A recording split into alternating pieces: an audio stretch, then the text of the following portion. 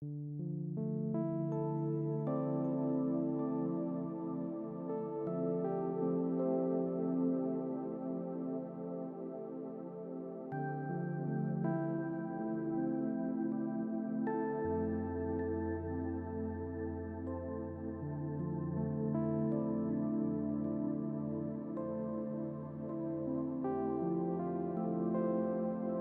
I saw another beast rising out of the earth. It had 2 horns like a lamb, and it spoke like a dragon. It exercises all the authority of the first beast in its presence, and makes the earth and its inhabitants worship the first beast, whose mortal wound was healed. It performs great signs, even making fire come down from heaven to earth in front of people, and by the signs that it is allowed to work in the presence of the beast, it deceives those who dwell on earth, telling them to make an image for the beast that was wounded by the sword and yet lived. And it was allowed to give breath to the image of the beast, so that the image of the beast might even speak and might cause those who would not worship the image of the beast to be slain. The Strong's Concordance defines worship as meaning to kiss, like a dog licking his master's hand, to fawn or crouch to, that is, literal or figurative, prostrate oneself in homage, do reverence to, adore. If I am correct in seeing the beast of the sea as first representing the carnal nature and mind, then the worship of the first beast suggests a reverence for and adoration of both. No, we don't get up every morning and say, I am going to worship the carnal nature and mind, nor does such a thing enter our thinking. Rather, when it comes to our secular and religious activities, we simply go about our routines, seldom or never questioning their essence or source. If it is true that the beast symbolizes the carnal nature and mind, then what might the image of the beast signify? Strong's defines image as a likeness, that is, literal, statue, profile, or figurative representation, resemblance. When we look in a mirror, we see an image. It is us, but it is not us. In the same way, the image of the beast is not the beast, but it is a likeness, a representation. It is not an image of itself, rather. It is an image of the first beast, the one wounded by the sword and yet lived. What is this image of the beast? I believe it is the self which Jesus said we must deny. After all, to speak of the self is to speak of something that is a result of pride and an amalgamation of concepts established in us since childhood.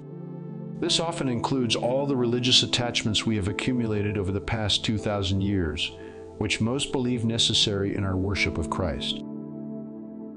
But that's the point of deception, is it not? What do we read? And it was allowed to give breath to the image of the beast, so that the image of the beast might even speak, and might cause those who would not worship the image of the beast to be slain. Our word breath, it's the word rendered spirit throughout the New Testament. Might this be what John called a spirit of error? It is, for John speaks of false prophets in this context, and this beast denotes them. Slain? Yes. Is this literal? Yes, as history proves, but today more often as it relates to reputation and influence. I have said all these things to you to keep you from falling away. They will put you out of the synagogues. Indeed, the hour is coming when whoever kills you will think he is offering service to God. And they will do these things because they have not known the Father, nor me. What creates carnality? Pride. The inordinate love of the self. How does that relate to what we are considering? Ask yourself, which Christian organization is true and which are false? Don't most of us believe it is the one we accept and embrace? Isn't that why we accept and embrace it and seek to convince others of our religious beliefs? Is it not possible that when we put our faith above all others, that we are, in essence, actually lifting up self and not Christ? That we are worshiping or adoring the image of the beast while believing we are worshiping Christ? The beast of the earth makes the earth, and its inhabitants worship the first beast, whose mortal wound was healed. As we have learned, the first beast is the religious system of the Gentiles or nations. And don't the false prophets of our time do all that is in their power to convince us to unequivocally embrace, support, and propagate these religious systems, so much so that many of them have become quite wealthy in their endeavors? We are right. All others are wrong. We may not say it, but we believe it nonetheless. Please consider. It performs great signs, even making fire come down from heaven to earth in front of people. Here we find an interesting statement. What is meant by this fire which comes down from heaven to earth in front of people? I believe this aligns with Revelation 13:15, where we read that the false prophet causes those who would not worship the image of the beast to be slain. Consider the following. Now it came to pass, when the time had come for him to be received up, that he steadfastly set his face to go to Jerusalem, and sent messengers before his face.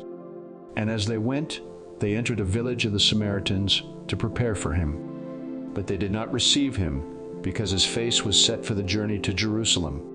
And when his disciples James and John saw this, they said, Lord, do you want us to command fire to come down from heaven and consume them, just as Elijah did? But he turned and rebuked them and said, You do not know what manner of spirit you are of. For the Son of Man did not come to destroy men's lives, but to save them. And they went to another village. Here, James and John want to command fire to come down from heaven because the Samaritan village did not receive the Lord. In response, Jesus rebukes them and states, You do not know what manner of spirit you are of. What manner of spirit is it? It is a spirit of accusation. Consider what follows the casting down of the great red dragon. Then I heard a loud voice saying in heaven, Now salvation and strength and the kingdom of our God and the power of his Christ have come, for the accuser of our brethren, who accused them before our God day and night, has been cast down. Of all that could be said about the great red dragon, we read the accuser of our brethren. Since the great red dragon denotes the pride or haughty spirit of man, then accuser is quite accurate, for it is the most prominent characteristic of pride. But pride is earthly, carnal, the essence of the first man Adam. For this reason, it is cast to the earth in Revelation 12:9. Friend, when we conduct ourselves in pride, we are drawn to those collectives which are established on pride, where the underlying attitude is one of superiority, of thinking we are right and everyone else is wrong. Pride loves and seeks this feeling, basks in it, and often destroys our ability to reason. Pride is the first thing mentioned of the 6 things God hates. Lovers of their own selves is the first thing Paul begins with when speaking of perilous times. Pride is the element that perverts the desires of the flesh and eyes. Allow me to close with the following. With what shall I come before the Lord and bow myself before God on high? Shall I come before him with burnt offerings, with calves a year old? Will the Lord be pleased with thousands of rams, with 10,000s of rivers of oil? Shall I give my firstborn for my transgression, the fruit of my body for the sin of my soul? He has told you, O man, what is good. And what does the Lord require of you but to do justice, and to love kindness, and to walk humbly with your God?